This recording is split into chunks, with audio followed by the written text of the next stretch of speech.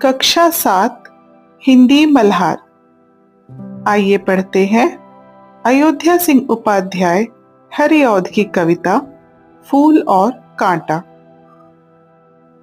है जन्म लेते जगह में एक ही पौधा उन्हें है पालता, रात में उन पर चमकता चांद भी एक ही सी चांदनी है डालता। कवि फूल और कांटे के उदाहरण द्वारा समझा रहे हैं कि फूल और कांटा दोनों एक ही जगह उत्पन्न होते हैं, अर्थात दोनों का जन्म एक ही जगह होता है, एक ही पौधे पर होता है। एक ही पौधा उन्हें है पालता, एक ही पौधे के द्वारा उन दोनों का पालन पोषण होता है। रात में चंद्रमा भी उन दोनों पर समान रूप से चमकता है, एक ही सी चांदनी है डालता।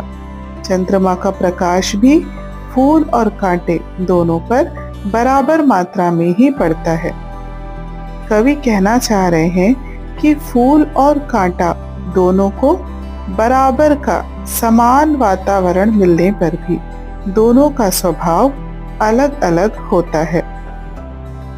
कवि यहाँ फूल और कांटे के उदाहरण द्वारा मनुष्य को ये समझाने का प्रयास कर रहे हैं कि भले ही हमने कितने अच्छे परिवार या ऊंचे कुल में जन्म लिया हो, लेकिन हमारे अच्छे कर्म ही हमें महान बनाएंगे।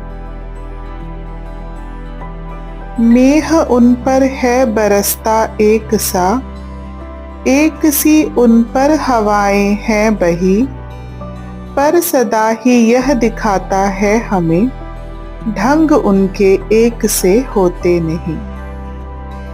कवि फूल और कांटे का उदाहरण देकर कहते हैं कि बरसात में फूल और कांटों पर पानी भी समान रूप से बरसता है। यहाँ मेह का अर्थ वर्षा अर्थात बारिश है।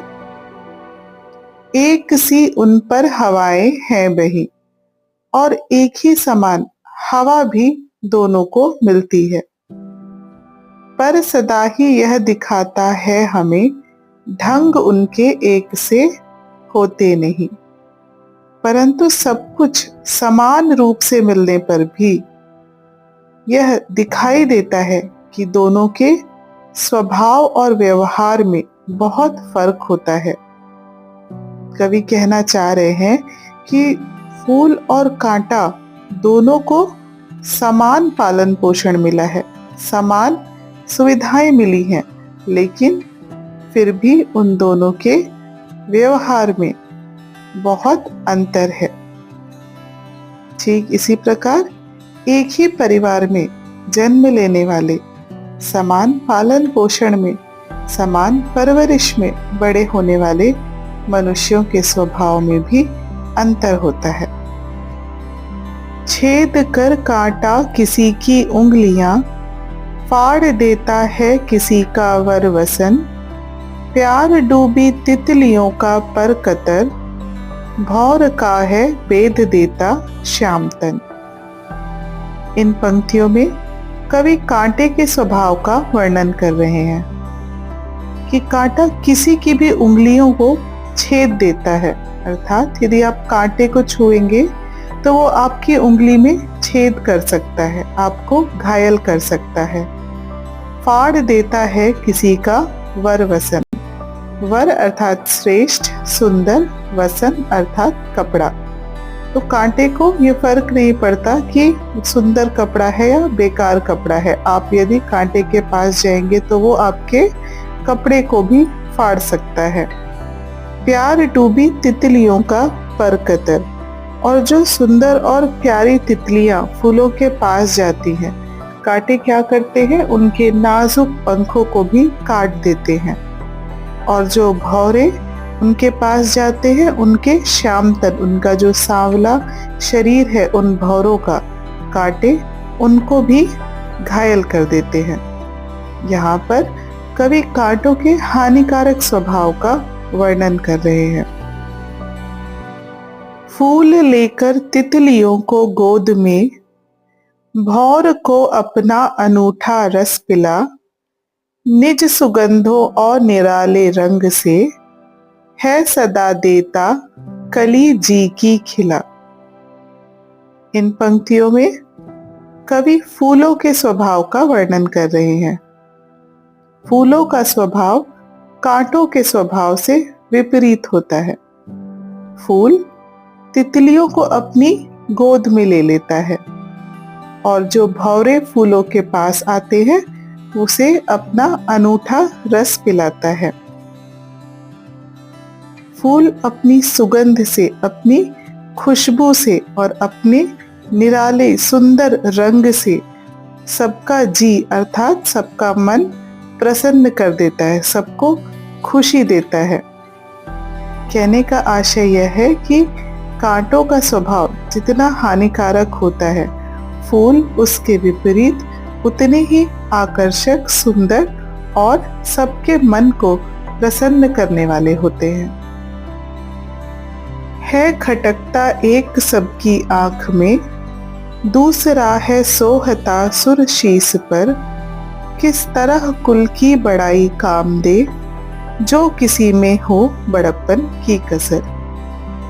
इन पंक्तियों में कवि फूल और कांटों की तुलना करते हुए कह रहे हैं कि एक तो सबकी आंखों में खटकता है, अर्थात कांटा सबको बुरा लगता है। क्यों? क्योंकि वो सबको घायल कर देता है। और दूसरा अर्थात फूल वो सबको सोहता है, अर्थात सबके मन को अच्छा लगता है। और सुर शीस पर अर्थात देवताओं के सिर पर सुशोभित होता है। किस तरह कुल की बड़ाई काम दे, जो किसी में हो बड़प्पन की कसर।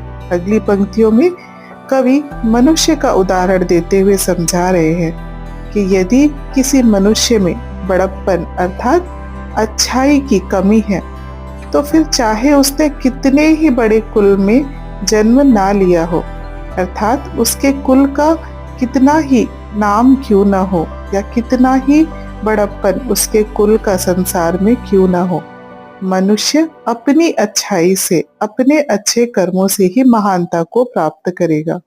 अपने वंश के नाम से वो नहीं जाना जाएगा।